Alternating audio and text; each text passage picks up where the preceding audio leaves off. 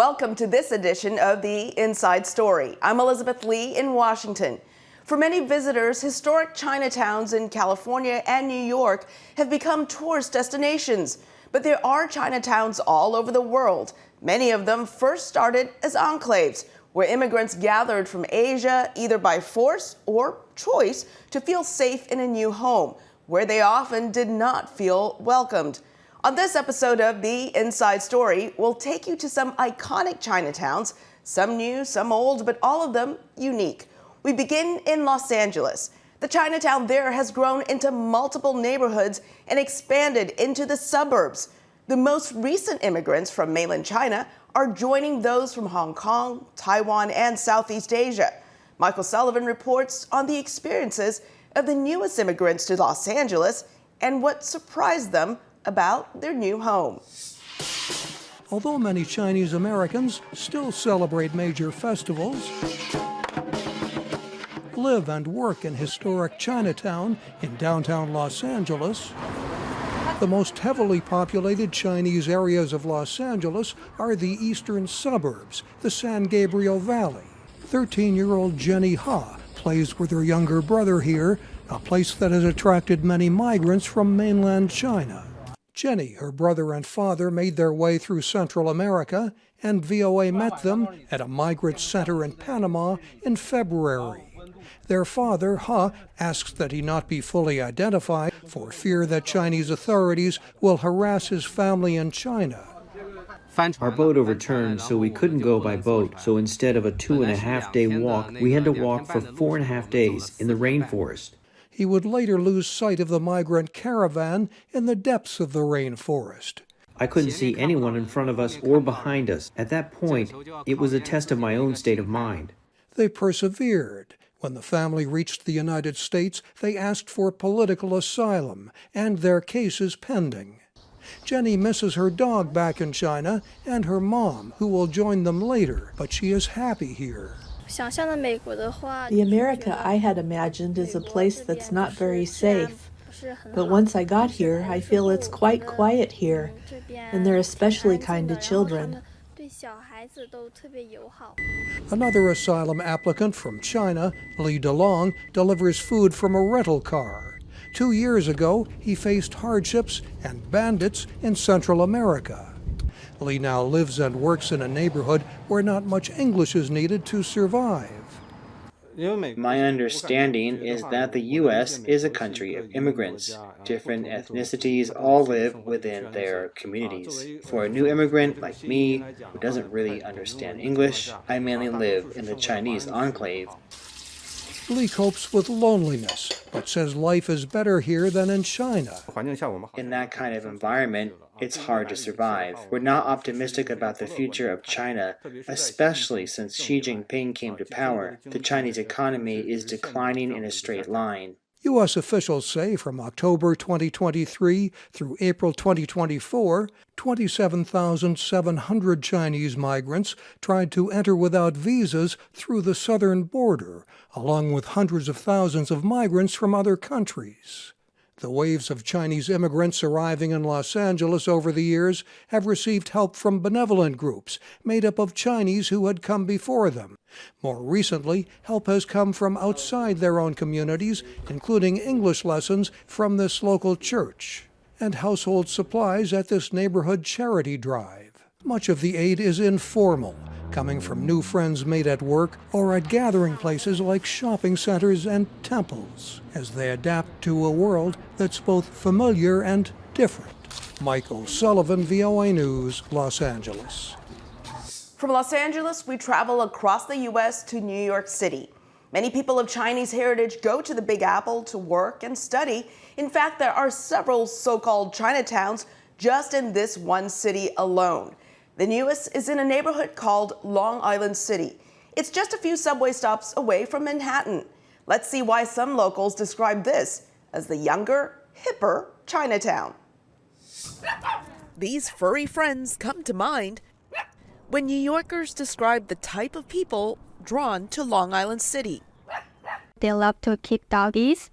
So there's an abundance of just dogs and dog parks. Another notable attribute of this neighborhood, the growing number of Asian faces and Chinese characters here. The buzz is there, where this is almost like the new Chinatown. In a city where Asians make up more than 14% of the population, there are actually several so-called Chinatowns in New York City. There's the old Chinatown in downtown Manhattan with roots in the mid-1800s.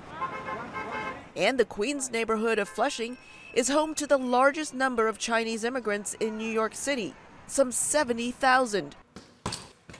Software engineer turned martial arts coach Kit Young was living in Flushing until he discovered Long Island City. Several years ago, I had a puppy, and I came to Long Island City to a dog park, and I just instantly fell in love with Long Island City. Not only did Young move here, he's also seen a growing number of Asians attending classes at his gym. Here in Long Island City, it's a more modern, you get a lot of young professionals, a lot of students, a more hip, cooler type of Asian food and trendy restaurants and trendy bubble tea and desserts. Running one bubble tea spot is Zoe Jung. She saw a business opportunity in Long Island City. A lot of my friends that live in Long Island City because Long Island City is very close to Manhattan. Originally from China, Jung moved to New York with her parents. She lives with them in Flushing but hopes to move here one day. The Long Island City has a lot of new skyscrapers than in Flushing or in old Chinatown, Manhattan. These shiny new buildings have not always been here, says Long Island City entrepreneur Chris Yu, whose parents are from Taiwan. I remember when I first moved to New York 7-8 years ago, it was actually still quite industrial. All the apartments are pretty low rises. Now when you're in LA, you see all the high rises. The most prominent high-rise is this 67-story condominium, Skyline Tower. It's an example of how new construction in Long Island City offers a little more for the money than the older buildings in Manhattan. You have a 24-hour door person, you've got a gym, you've got a roof deck, you've got a pool. The views are incredible. Skyline Tower, you would hope you would have some skyline views, and you certainly do. The area around Skyline Tower is also the center of where the Chinese community lives and shops. So I feel like this is the cooler type of Chinatown. Only a few subway stops from Manhattan, where many people work and attend school, they can come home to a different scenery. When you get off the subway here, you can exhale a little bit. There's a little bit more space, a little bit more room to breathe. And more space for Young, his dogs, and other four-legged friends to play with their owners by the river in Long Island City.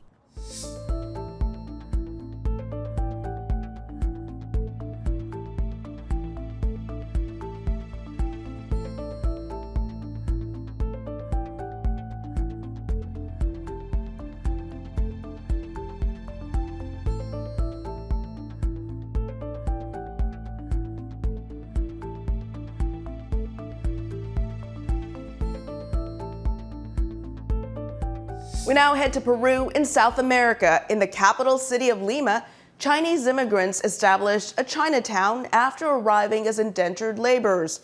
In those days, it served as a meeting place for fellow countrymen. Today, it's become a vibrant commercial hub where Chinese and Peruvian cultures have mixed, giving this Chinatown a unique flavor.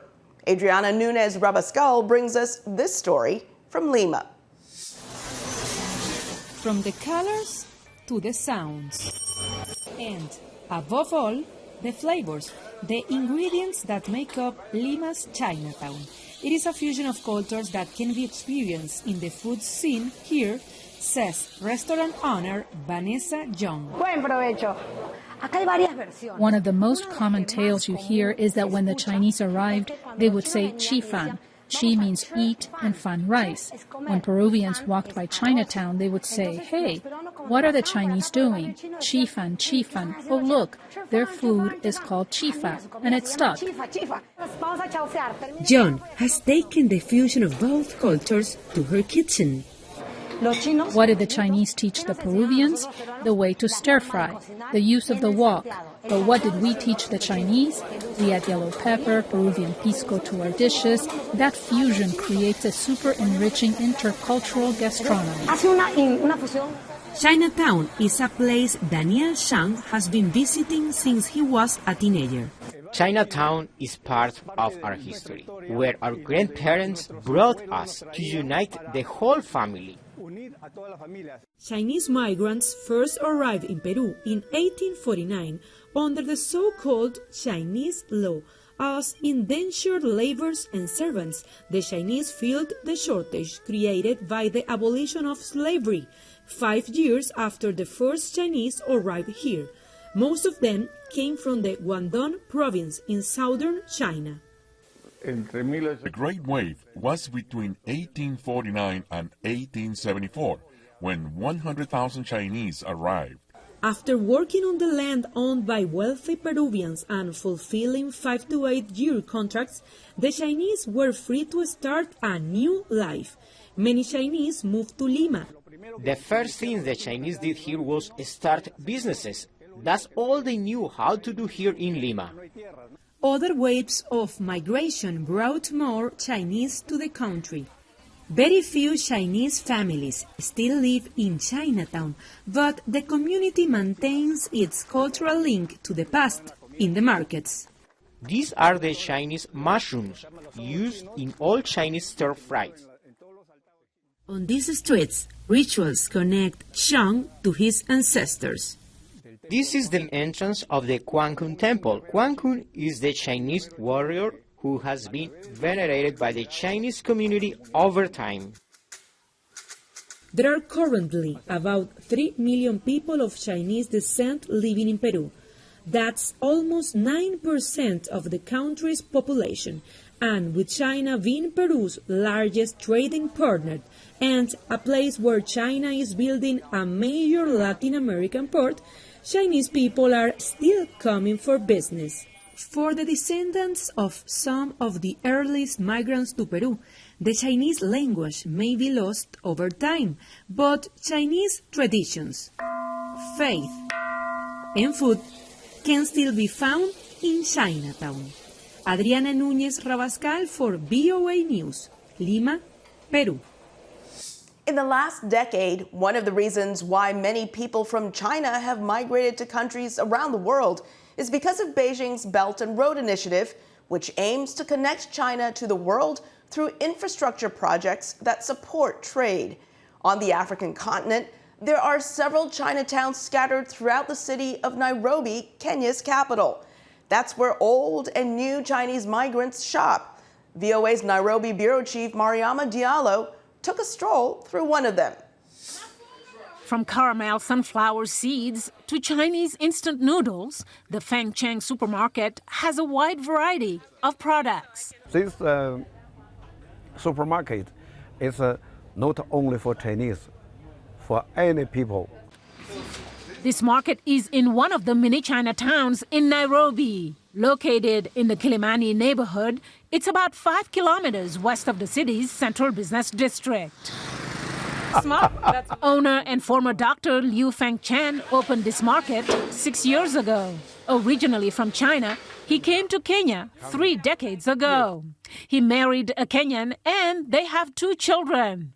Chen says he became an entrepreneur because he saw a business opportunity here. I check from 30 years ago up to now, is the Chinese, they're coming some more than before. The modern-day wave of migration from China to Kenya took off during the administration of late President Mwai Kibaki, says Nairobi University's Kenneth Ambongi. Kibaki sort of formulated a foreign policy that was anchored around what we call positive engagement in diplomacy, which was, if we have danced to the tune of the West all this long, and we have not been able to move as fast as we wanted to move development-wise, why can't we try the East? Like many African countries, Kenya has green-lighted massive Chinese-built infrastructure, including highways and railroads. They are part of Chinese leader Xi Jinping's Belt and Road Initiative, a multi-billion-dollar vision aimed to promote trade and investment by connecting China to the world through infrastructure projects. Along with more Chinese workers connected to these projects are businesses that cater to them. We provide soup, a pot of soup, beef soup, to be precise. You cook by yourself, so we have a variety of things. There's different kinds of meats. General Manager Stephen Obado says he's been working at the Hot Pot Train restaurant in Chinatown since it opened in January.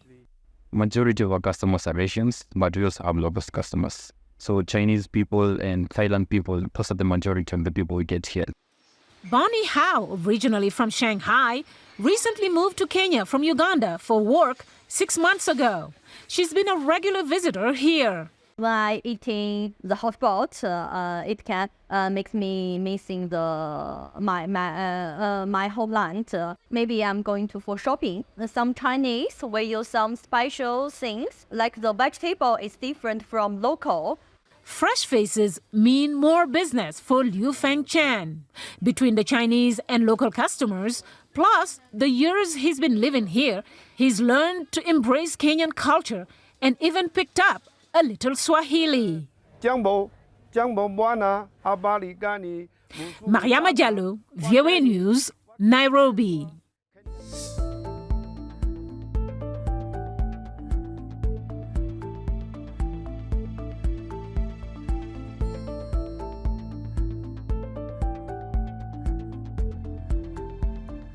While Chinatowns have traditionally been a neighborhood where people of mostly Chinese descent live or shop, it's not the case for the Chinatown in Afghanistan's capital, Kabul. VOA's Afghan service has more on what you can and likely cannot find in this Chinatown. Kabul's Chinatown is unlike any other Chinatown in the world. It's hard to find Chinese faces here, but there are plenty of Chinese-made products. They are Chinese brands. We bring quality products to the market.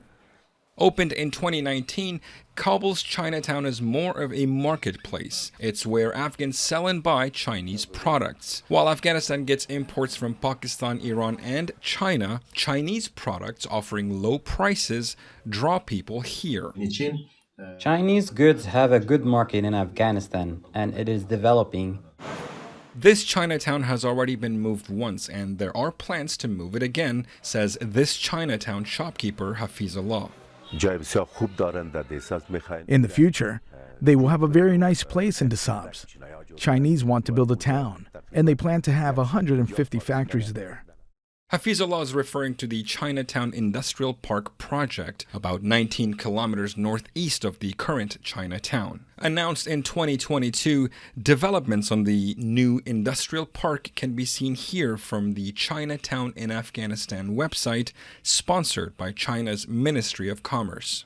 Chinese state media Global Times then cited Chinatown Kabul's Deputy General Manager Li Zhijing and reported the project to include partnerships from mining to urban area construction and production of building materials. So far, construction and development have been minimal based on images analyzed by researchers at the Global Disinformation Lab at the University of Texas in Austin. Chinese companies have shown interest in Afghanistan's mining sector, but experts say further business partnerships are being hindered by Beijing's concerns over terrorist activities that would affect Chinese business inside Afghanistan and even potentially spill over into China.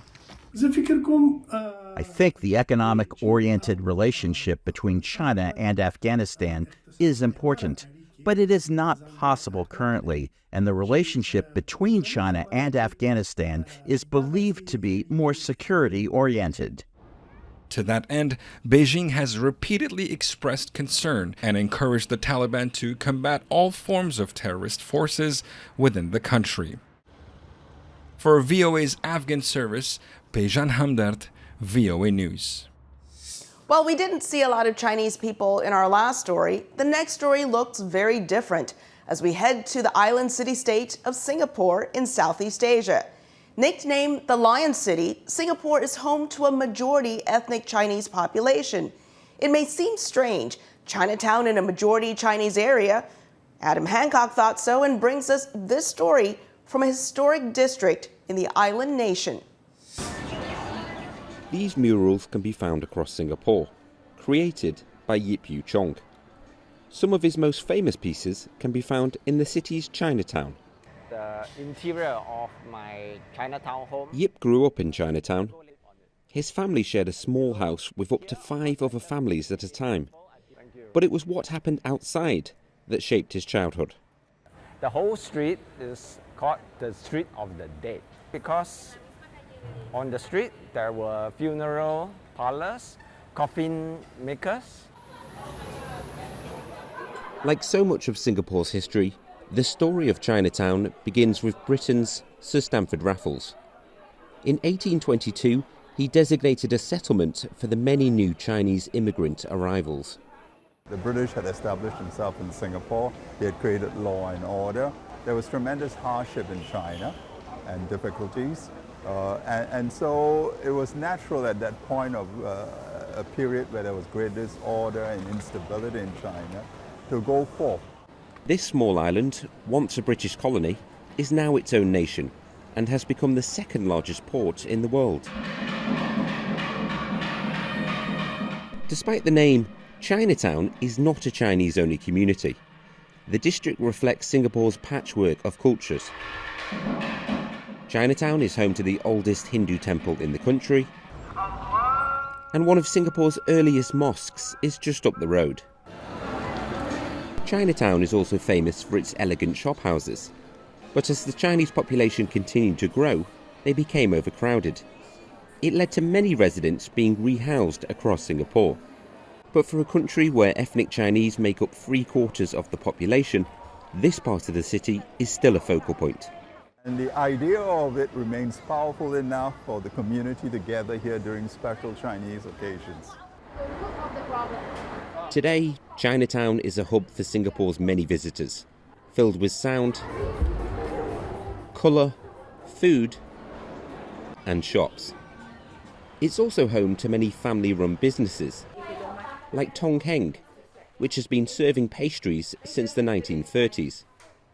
Its famous diamond-shaped egg tarts are as popular as ever and one of the oldest brands in Chinatown. Today, Anna Fong runs the pastry shop, established by her great-grandfather. There's a very strong bond, like old businesses helping each other, and there's this very strong community spirit. Whilst that spirit might remain, plenty of other things have changed. In 1983, Yip and his family relocated from their small house to a new high-rise public housing by the country's Housing Development Board, or HDB. My family was very lucky to have moved to the 25th floor of the HDB flat. Wow, it was huge luxury. Huge skyscrapers now dominate this city-state skyline, but these distinctive Chinatown buildings have been preserved, with this historic district still at the heart of a very modern metropolis. Adam Hancock, VOA News, Singapore. That's all for now from all of us here at The Inside Story. Thanks for watching. For the latest news, you can log on to voanews.com. Follow us on Instagram and Facebook at VOA News. To get all kinds of great VOA content, follow me on X at EliTV1. Catch up on past episodes at our free streaming service, VOA Plus. I'm Elizabeth Lee. We'll see you next week for The Inside Story.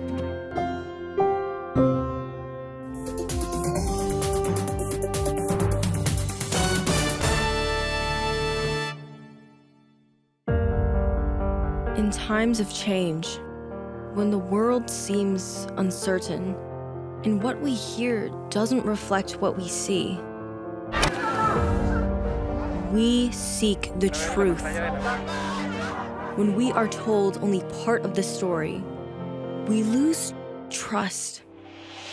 In moments of crisis, our dreams, hopes, and wishes for a better tomorrow depends on a free press. At Voice of America, we bring you the stories that people take risks to see. We connect the world and unite it with truth. At Voice of America, we show you the whole picture.